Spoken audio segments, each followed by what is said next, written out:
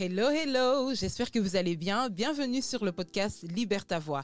Alors aujourd'hui, c'est un épisode spécial parce que c'est vous qui allez lancer la thématique du jour. Pour ce faire, j'ai la chance d'accueillir une auditrice parmi nous. Bonjour. Alors bonjour, merci pour l'invitation. Avec plaisir. J'aimerais savoir comment bien choisir ses amis. Donc je pose cette question en fait parce que j'ai eu une grosse déception amicale il n'y a pas très longtemps. Et j'aimerais savoir justement comment faire le bon choix à l'avenir pour ne plus revivre ça. Merci pour ta question. Alors moi, je vais te répondre d'un point de vue chrétien, d'accord ? Je te conseillerais premièrement de prier. Moi, c'est quelque chose que je n'ai pas fait.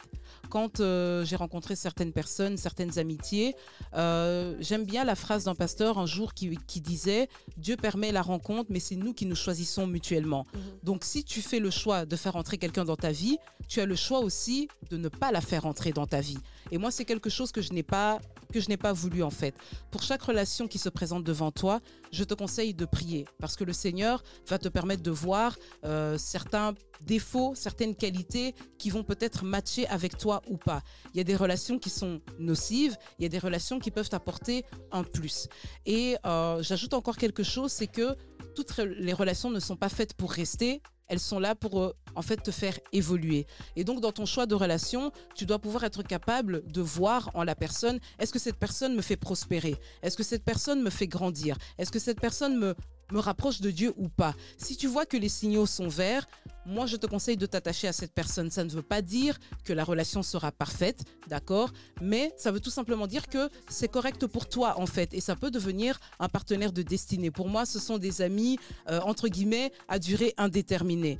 Parce que les mauvaises relations, elles viennent et elles partent. Maintenant, c'est pas bon quand tout le monde vient dans ta vie et tout le monde s'en va. Les mauvaises relations, tu pourras les reconnaître parce que tu n'es plus toi-même. Tu n'es plus fidèle à tes valeurs, elles te séparent de Dieu, entre guillemets. Et la troisième des choses que je pourrais te dire, c'est d'écouter les conseils. Quand tu rencontres quelqu'un, tu peux en parler autour de toi. Ah tiens, j'ai rencontré X, j'ai rencontré Y, tu penses quoi de cette personne-là? Et les conseils qu'on pourra te donner, écoute, c'est une bonne personne, tu peux t'attacher à elle, ou alors, je te conseille de faire un petit peu attention. Elle est plutôt comme ceci. Et pour toi, vu ton caractère, je pense que ce n'est pas quelque chose qui va fonctionner. Donc, première des choses, prier. Ne laisse pas entrer tout le monde dans ta vie. Tu as le choix de te relationner. C'est une décision. Ça veut dire que si tu fais entrer quelqu'un dans ta vie, tu peux aussi faire le choix de ne pas accepter. Et ce n'est pas un problème.